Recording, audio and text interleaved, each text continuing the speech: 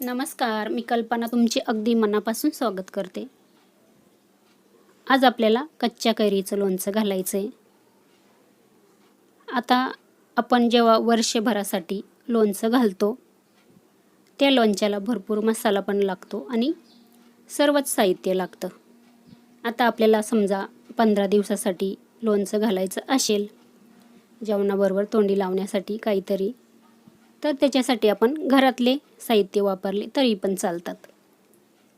आता इथे मी तेच केलेलं आहे, बाहेरून काहीच आणलं नाही.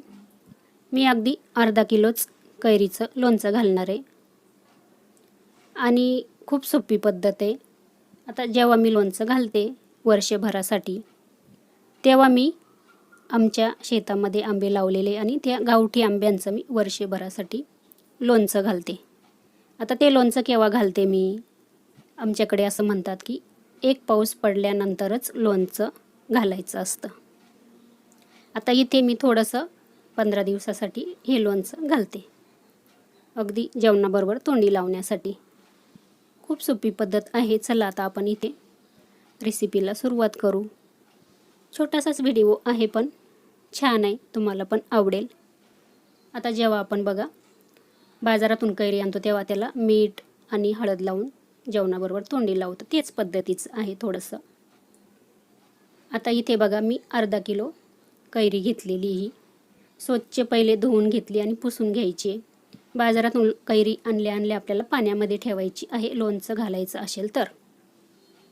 आता याच्या मी अशा छोटे छोटे आकाराच्या फोडी करून घेते, बघू शकता, आणि आतली जी बी होती ती काढून घेतलेली आहे. आता तुम्हाला किती मोठ्या छोट्या आकाराच्या करायच्या त्या पद्धतीने करू शकता. आता लोणचं जेव्हा घालतो त्यावेळेस थोडंसं आहे ना, फोडी छोट्याच असावे म्हणजे व्यवस्थित आपली पूर्ण संपली जाते. नाहीतर मग काही वेळेस काय होतं, ती मोठी असली तर खाल्ल्या जात नाही. आता इथे बघा सर्वात पहिले आपण मीठ घालून घेऊ, थोडंसं हळद घालून घ्यायची. आता आपण याला छान असं लावून घेऊया. आता कोणी कोणी कसं करतं, हे बांधून ठेवतं कपड्यामध्ये. भरपूर अशा लोणच्याच्या रेसिपी आहे किंवा म्हणजे वेगवेगळ्या पद्धतीचे लोणचं घातलं जातं. हे थोडंसं घालायचं आहे आपल्याला म्हणून ह्या पद्धतीचं मी घालते. तर तेल थोडंसं घेतलेलं आहे आणि ते कडकडीत गरम करून घ्यायचं आहे तेल. अगदी नॉर्मल थोडंसं थंड झालेलं आहे, जास्त पण गरम नाही. आता 2 लवंग घालायच्या आहे. आता इथे बघा 1 चमचा मोहरी घालायची आहे. आता हा गावरान लसूण आहे आणि नवीन लसूण आहे हा, तो थोडासा 5-6 पाकळ्या अशा सोलून आणि ठेचून घेतलेला आहे, तो घालायचा आहे. खूप छान चव लागते.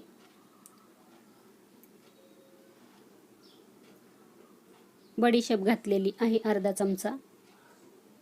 चिमूटभर हिंग घालायचा आहे. सुक्या अख्ख्या लाल मिरच्या माझ्याकडे होत्या, हे बघा, त्या पण अशा 5-6 खलबत्त्यामध्ये आबडधोबड ठेचून घेतलेल्या त्या घातलेल्या आहे. आता तुम्ही बघा याच्यामध्ये समजा ही अख्खी लाल मिरची बारीक करून घ्यायची आणि मीठ आणि हळद एवढं जरी घातलं ना तरी पण छान लागतं लोणचं. तुम्ही करून बघा. आणि थोडासा लसूण घालायचा, खूप छान चव लागते. आता हे पूर्ण आपल्याला थंड करून घ्यायचं आहे. थंड झाल्यानंतरच आपल्याला कैरीवरती घालायचं आहे. आता इथे बघा 1 चमचा गूळ बारीक करून घेतलेला आहे, तो पण घालायचा. लोणच्याला खूप छान चव येते.